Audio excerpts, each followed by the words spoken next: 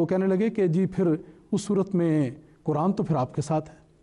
تو مسیح موعود علیہ السلام نے فرمایا کہ اچھا اگر قرآن ہمارے ساتھ ہے تو آپ یہ فیصلہ کریں کہ آپ قرآن کے ساتھ ہیں یا ان کے ساتھ ہوں گے۔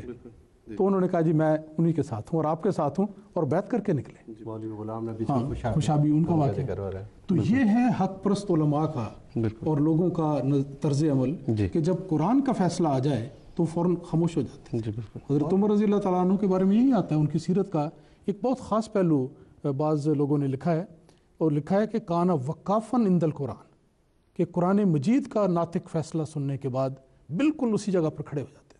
پھر اس کے بعد خام خواہ کی کجبیسی جو آج کل کے علماء میں ہم دیکھتے ہیں یہ نہیں تھی، جو بات حق دیکھی اسی وقت سر تسلیم خام کیا۔ اور یہ ہے شان علماء اس بات کو تسلیم کرتے ہیں کہ اگر نص صریح پیش کر دی جائے، مثلا قرآن کریم کی کوئی آیت پیش کر دی جائے تو ہزار دلائل آپ کے پاس ہوں، عقلی، معقولی وغیرہ وغیرہ، قرآن کریم کے پاس ادب کا تقاضا ہے کہ پھر اپنی زبان بند کر لو، ورنہ نہ خدا کا احترام ہے نہ قرآن کا احترام ہے۔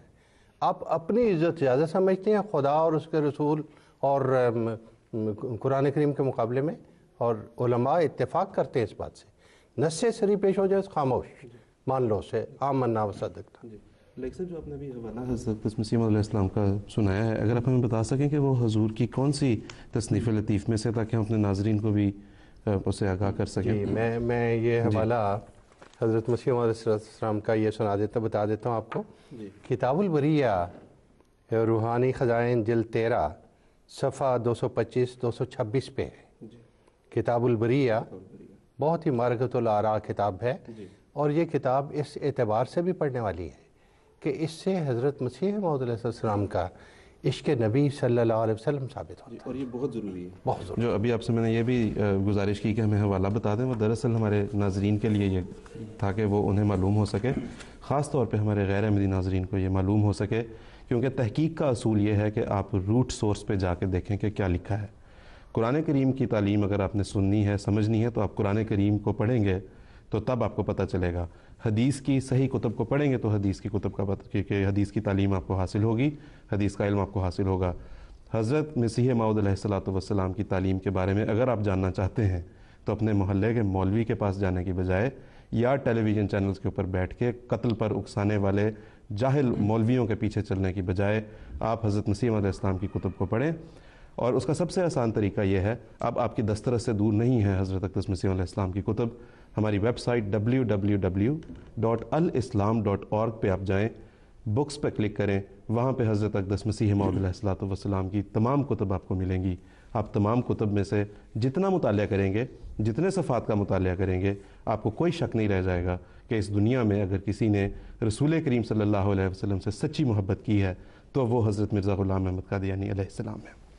یہاں اصل میں ایک بات اور ذکر کرنا چاہتا ہوں کہ ابھی ہم اجماع کا ذکر کر رہے تھے، یہ جو غیر احمدی بعض حلقوں کی طرف سے کہا جاتا ہے اور ہمارے بعض سوال کرنے والے بیان کرتے ہیں کہ گویا ساری امت مسلمہ کا حضرت عیسیٰ علیہ السلام کے جسمانی رفع پر ایک گویا اجماع ہو گیا، یہ بات قطعاً بالبداہت غلط ہے، اور حقیقت یہ ہے کہ ہرگز اس بات پہ اجماع نہیں ہوا۔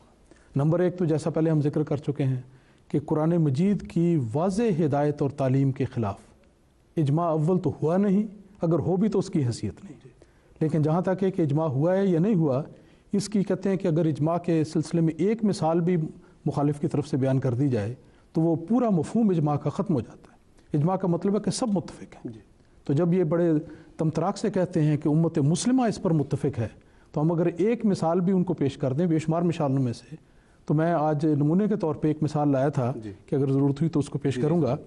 ایک حوالہ میں پیش کرنا چاہتا ہوں، امام ابن قیم جوزیہ کا حوالہ ہے، 691 ہجری میں ان کی ولادت ہوئی دمشق میں، اور 751 ہجری میں ان کی وفات ہوئی۔ ان کے بارے میں تعارف کے طور پہ یہ ذکر آتا ہے کہ نہایت بلند پایا مفسر قرآن، علم نحو کے ماہر، کلام کے استاذ، بہت بڑے مجتہد، اور حضرت امام ابن تیمیہ کے صحیح جانشین بیان کیا جاتا ہے۔ ہمارے بعض حلقے جو ہیں وہ حضرت امام ابن تیمیہ کی ہر بات کو سند کے طور پر پیش کرتے ہیں، اور حضرت امام ابن قیم ان کے صحیح جانشین کے طور پر اچھی طرح جانے پہچانے جاتے ہیں۔ ان کی کتاب زاد المعاد اس وقت میرے سامنے ہے، اس کا حوالہ इस किताब के जुज़ अव्वल सफ़ा 84 पर उन्होंने लिखा है, वो फरमाते हैं व अम्मा मा युज़करु अनिल मसीह अन्नहु रुफ़िअ इलस समा व लहु सलासुन व सलासून सना फ़हाज़ा ला युरफ़ु लहु असरुन मुत्तसिलुन यजिबुल मसीरा इलैह। इसका तर्जुमा ये है कि हज़रत मसीह अलैहिस्सलाम के मुतल्लिक़ जो ये ज़िक्र किया जाता है कि वो 33 साल की उम्र में आसमान की तरफ उठाए गए, इसकी कोई ऐसी सनद मुत्तसिल मौजूद नहीं जिसकी बिना पर इस कौल को कबूल किया जा सके।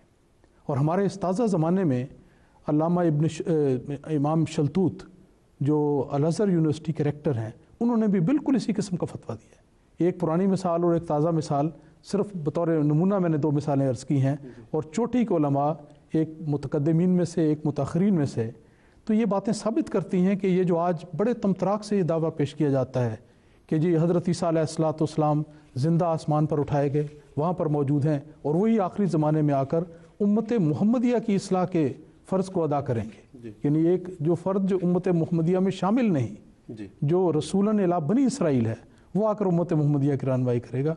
और इसको इस तरह बयान करते हैं और चंद हवाले पेश कर दिए जाते हैं कि गोया सब उलमा हमेशा ये कहते रहे। ये बिल्कुल बेबुनियाद दावा है और उसकी हकीकत खोलने के लिए मैंने 2, एक हवाला मुकम्मल और एक का इशारा कर दिया है। इससे साबित होता है कि ये महज एक दावा है जिसकी कोई भी हकीकी बुनियाद नहीं और ना उसकी कोई दलील दी जा सकती। देखिए, अल्लामा इकबाल का नाम हमारे मुल्क में, पाकिस्तान में बड़ा इज़्ज़त के साथ उनका नाम लिया जाता है। अल्लामा इकबाल वफ़ात मसीह के कायल, सर सैयद अहमद ख़ान वफ़ात मसीह के कायल, अबुल कलाम आज़ाद वफ़ात मसीह के कायल। एक लंबी फहरिस्त है। ये किस तरह कहते हैं कि इजमाए उम्मत है। इजमाए उम्मत तो इसको कहते हैं एक फ़र्द भी उससे बाहर ना हो, और सारे सहाबा कराम, सारे खुलफाए राशिदीन इनके इजमा से बाहर हैं, वो तो हमारे साथ हैं। पता नहीं ये इजमा किस चीज़ को कहते हैं। बिल्कुल जी। और अफसोस की बात यह भी है ना कि ऐसी बात जिस तरह अभी इमाम साहब ने भी बताई, जैसे आप ये भी बता रहे हैं, जिन अपने नाम लिए हैं जिस तरह अल्लामा इकबाल का है और दूसरे लोगों के, इन चीज़ों को कभी मंजर आम पे नहीं लाया जाता। मंजर आम पे लाए जाते हैं वही लगे बंधे एतराज़ के बुनियादी सी बातें, वही जिस तरह बार बार उनकी तकरार होती है। और जब आपने यह हवाला भी सुना दिया इनका, तो हम ये नहीं देखेंगे कि नाजरीन की तरफ से जो है वो उस बात को वहाँ से आगे लेके चला जाए, वो फिर हेर फेर के वही किसी बुनियादी सा एतराज़ जो साल हर साल से उठाया जाता है उसी को लेके आ जाते हैं। एक और बात खास भी यहाँ पे काबिल गौर है, हमारे नाजरीन को चाहिए कि उस पर भी तवज्जो करें।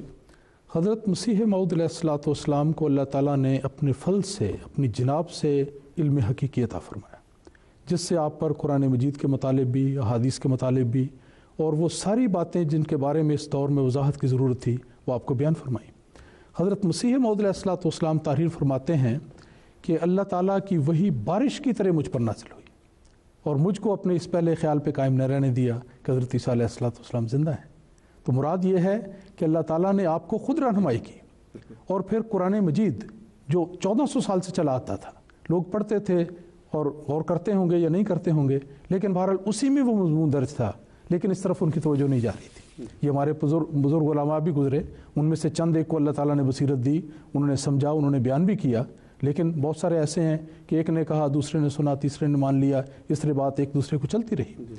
लेकिन जब वक्त मऊद आया, जब इस्लाम के हिया का दौर आया, तो अल्लाह ताला ने हज़रत मसीह मऊद अलैहिस्सलाम को ख़ुद इल्हामन बकसरत इस बात की तरफ रहनुमाई फरमाई।